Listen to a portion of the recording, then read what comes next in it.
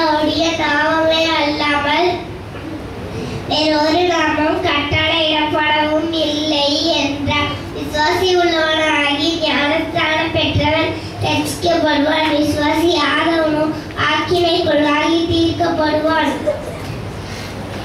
எல்லாவற்றிலும் ரட்சிக்கப்படவும் சத்தியத்தை அறிகிற அறிவை அடையவும் அவர் சித்தமுள்ளவராய் இருக்கிறார். உயிரோடு இருந்து என்னை விசுவாசிக்கிறவன் எவனோ என்றென்றைக்கும் அறியாமலும் இருப்பான். விசுவாசினாலே நீதிமான் பிழைப்பான். இதோ வாசல் படியில் நின்று தட்டுகிறேன். ஒருவனின் சத்தத்தை கேட்டு கதவை திறந்தால் அவனிடத்தில் நான் பிரவேசித்து அவனோடே போஜனம் பண்ணுவேன், அவனும் என்னோடே போஜனம் பண்ணுவான்.